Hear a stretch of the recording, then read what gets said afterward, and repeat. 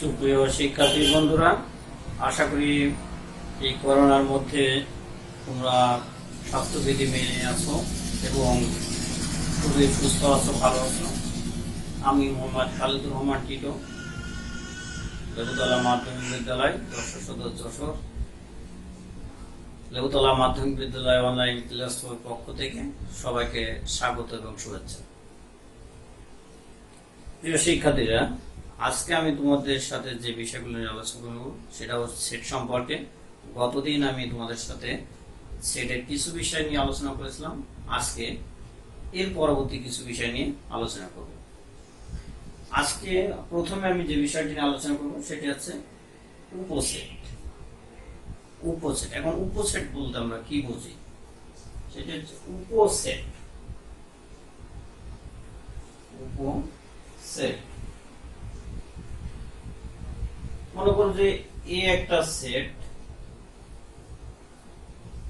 1 2 3 একটা সেট, এ একটা সেট যার উপাদান হচ্ছে 1 2 3। এখন উপসেট কি? উপসেট হচ্ছে যে একটা সেট থেকে, অর্থাৎ একটা সেটের উপাদান থেকে যতগুলো সেট গঠন করা যায় এই প্রত্যেকটি সেটকে প্রদত্ত সেটের উপসেট বলে। অর্থাৎ এখানে এ একটা সেট আছে, এই সেটের 1 2 3 অর্থাৎ তিনটা উপাদান আছে। এই তিনটা উপাদান নিয়ে যতগুলো সেট গঠন করতে পারবো সেই সেটগুলোকে আমরা বলবো এই সেটের উপসেট। যেমন বলে আমি যদি বি একটা সেট মনে করি যে 1 2, সি যদি আর একটা সেট মনে করি 2 3। দেখো এই সেটগুলো, বি সেটটা দেখো, বি সেটের যে উপাদান সেটা এ সেটের ভিতর আছে, তাহলে এ সেটের উপসেট হচ্ছে বি সেট। আবার সি সেটের যে উপাদানটা আছে 2 3, দেখো এ সেটের ভিতর আছে 2 3, তাহলে এই সি সেটটা হচ্ছে এ সেটের উপসেট। নিশ্চয় বন্ধুরা তোমরা উপসেট বলতে কি বোঝায় এটা পারবে।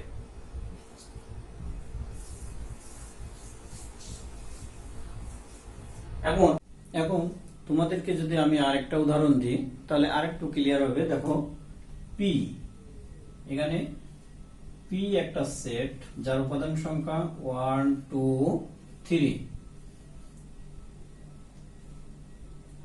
তাহলে পি একটা সেট যার উপাদান সংখ্যা আছে 1 2 3।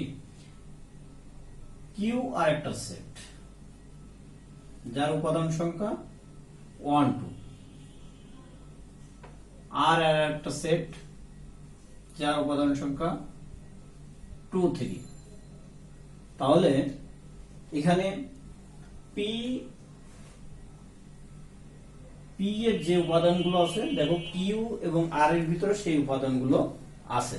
এখন তাহলে কিউ এবং আর এবং পি নিজেও একটা উপসেট।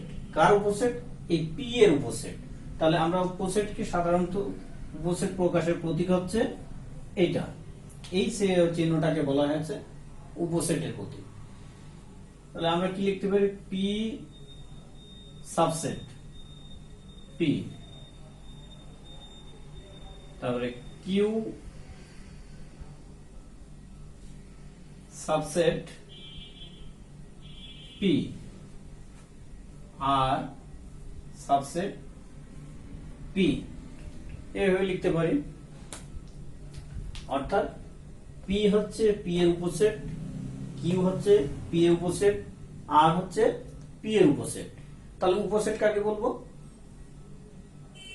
হ্যাঁ, উপসেট হচ্ছে যে একটা সেট থেকে যতগুলো সেট গঠন করা যায় এই প্রত্যেকটি সেটকে প্রদত্ত সেটের উপসেট বলা হয়। একটা উপসেট, একটা সেট থেকে কিভাবে উপসেট গঠন করা হয় আমরা সেটা একটু দেখব। তাহলে এ যদি একটা সেট হয় তাহলে এই উপসেটটা আমরা এভাবে লিখতে পারি যে 1 2 3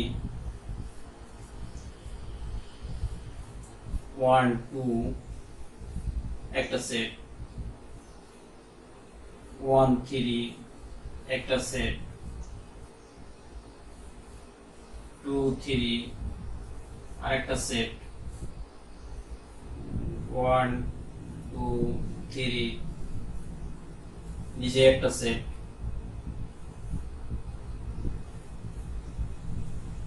এবং একটা ফাঁকা সেট। তাহলে দেখো 1 2 3 4 5 6 7 8 তিনটা উপাদান ছিল। তিনটা উপাদান থেকে আমরা উপাদানগুলো ব্যবহার করে 8টা সেট গঠন করতে পারছি। তাহলে অর্থাৎ উপসেট, সেট থেকে উপসেট গঠনের প্রক্রিয়া হলো যে সেটগুলো থাকবে, সেটের উপাদানগুলো থাকবে। তুমি অন্যভাবে করতে পারো যে পুরোপুরি সেটটা যেটা আছে এই সেটটাকে লিখে রাখলে, তারপর একটা একটা করে উপাদান নিলে, তারপর দুটা করে নিলে, এইভাবে করতে পারো। আবার প্রথমে একটা করে নিয়ে যেভাবে আমি করেছি, যে প্রথমে একটা করে নিয়ে তারপর দুইটা করে নিই, তারপরে যে তিনটা উপাদান ছিল তিনটা নিই, তারপরে ফাঁকা সেট। আর ফাঁকা সেট হচ্ছে প্রত্যেক সেটের উপসেট। ফাঁকা সেট প্রত্যেক সেটেরই উপসেট। তাহলে এটা তোমরা তুলে নাও। তাহলে উপসেট সম্পর্কে নিশ্চয়ই এখন আর তোমাদের কোনো ঝামেলা থাকবে না। উপসেটটা অবশ্যই আমি আশা করি ক্লিয়ার হয়ে গেছে। এরপর আসি প্রকৃত উপসেট। প্রকৃত উপসেট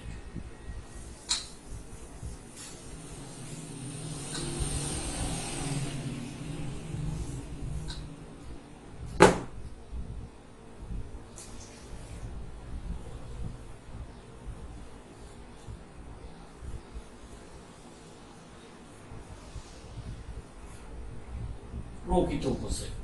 প্রকৃত উপসেটটা কি?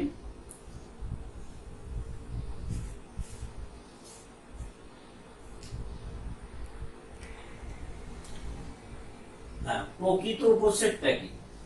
আমি যদি বি একটা সেট মনে করি, মনে করলাম এ বি সি একটা সেট, সি আর একটা সেট,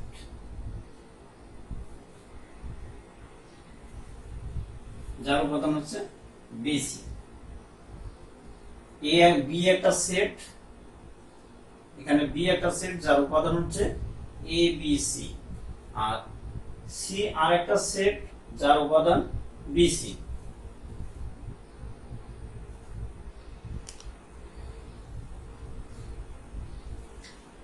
তাহলে প্রকৃত উপসেটটা কি হবে?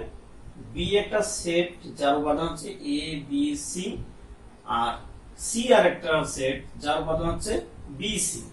দেখো বন্ধুরা, যে এখানে বি সেটে, বি সেটের সি সেটের যে উপাদান আছে বিসি, এইটা বি সেটের যে উপাদান আছে এ বি সি, অর্থাৎ বি সেটে আছে তিনটা উপাদান আর সি সেটে আছে দুইটা উপাদান, অর্থাৎ বি সেট আছে সি সেটে একটা উপাদান কম আছে। তাহলে এইটা হচ্ছে প্রকৃত উপসেট, অর্থাৎ বি সেটের প্রকৃত উপসেট হচ্ছে সি সেট। এখন আমরা প্রকৃত উপসেটের আরেকটা উদাহরণ দেখো, যে k is equal to 2 3 4 5। তাহলে এর একটা উপসেট মনে করো বি, যার উপাদান সংখ্যা 3 4, যার উপাদান সংখ্যা 3 4। এখন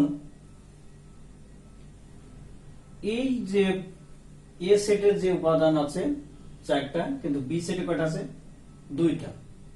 যেটা ইতিপূর্বে বলছি যে এইটাকে আমরা লিখি যে B subset proper subset A, অর্থাৎ বিটা হচ্ছে এ সেটের প্রকৃত উপসেট। তাহলে প্রকৃত উপসেটটা কি? অর্থাৎ প্রদত্ত সেটের উপাদানের চেয়ে কম উপাদান সম্বলিত সেটটাই হচ্ছে প্রকৃত উপসেট। এবং আমরা সেই প্রকৃত উপসেটটাকে আমরা এইভাবে প্রকাশ করি। এই সেট প্রক্রিয়ার চিহ্নটাকে বলা হচ্ছে প্রকৃত উপসেট।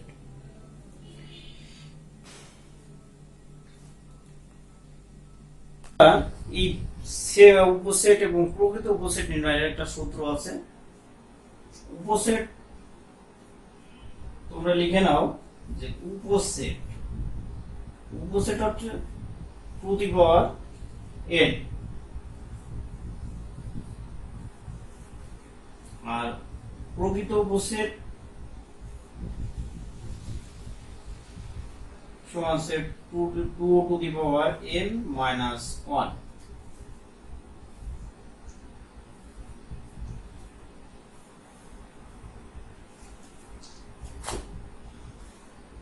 তাহলে উপসেট নির্ণয়ের সূত্র হচ্ছে 2 টু দি পাওয়ার n এবং প্রকৃত উপসেট নির্ণয়ের সূত্র হচ্ছে 2 to the power n minus 1।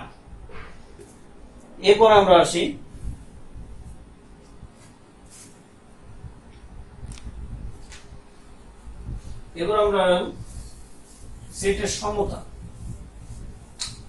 সেটের সমতা। সমতার কথাটার সাথে তোমরা খুবই পরিচিত যে সমতা বলতে কি বোঝায়, অর্থাৎ সমতা বলতে বোঝা যাচ্ছে সমান। সেটের সমতা,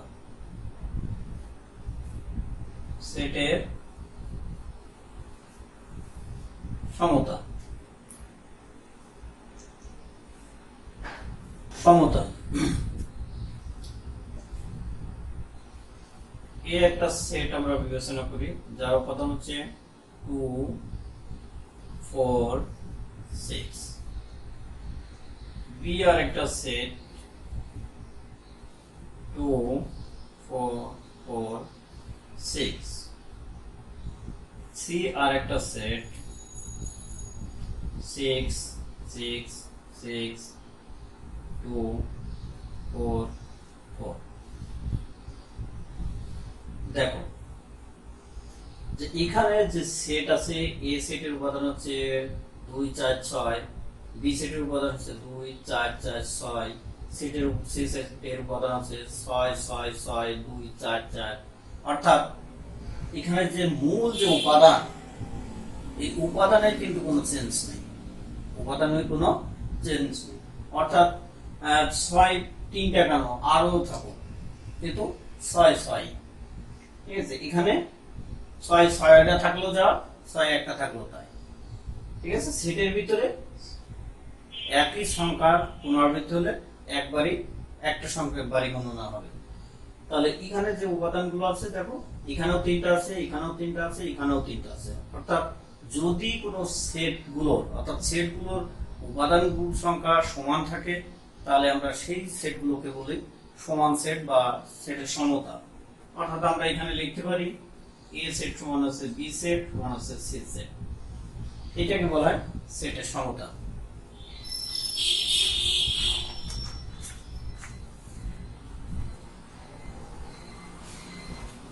যেমন সার্বিক সেট কি? সার্বিক সেট আসলে সার্বিক সেটটা হচ্ছে আলোচনাধীন সকল সেটকে আমরা সার্বিক সেট বলবো। অর্থাৎ আলোচনা যে সেটগুলো নিয়ে আলোচনা করা হয় এই সেটগুলোকে বলা হয়েছে সার্বিক সেট। আর সার্বিক সেটকে আমরা সাধারণত বড় হাতের ইউ দ্বারা প্রকাশ করি। সার্বিক সেটকে আমরা সাধারণত বড় হাতের ইউ দ্বারা প্রকাশ করি, কারণ সার্বিক সেটের ইংরেজি হচ্ছে ইউনিভার্সাল সেট।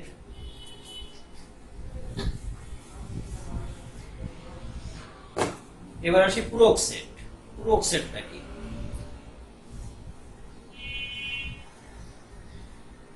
পূরক সেট, হ্যাঁ, যদি মনে করো যে ইউ যদি সার্বিক সেট হয় আর এ যদি একটা সেট হয়, অর্থাৎ এখানে আমি মনে করলাম ইউ ইকুয়াল টু 1 2 3 4 5 6 7 এ আর একটা সেট যার উপাদান সংখ্যা হচ্ছে 2 4 6 7। তাহলে এ সেটের বহির্ভূত উপাদান নিয়ে যে সেট গঠিত হয় সেটা হচ্ছে পূরক সেট। এ সেটের বহির্ভূত উপাদান নিয়ে যে সেট গঠিত হয় সেটাকে বলা হয়েছে এই এ সেটের পূরক সেট। এটাকে আমরা লিখি এ কমপ্লিমেন্ট, আবার অথবা এভাবে লিখতে পারি এ ড্যাশ, এভাবে লেখা হয়। অর্থাৎ আমরা যখন ক্যালকুলেশন করব তখন আমরা লিখি ইউ বার এ, অর্থাৎ এর উপাদান ছিল 1 2 3 4 5 6 7। তাহলে এটা থেকে বাদ যাবে আমার 2 4 6 7। তাহলে এইচ যদি পাই তাহলে আমার থাকছে কি এখানে 1 3 5। তাহলে এই সেটটাকে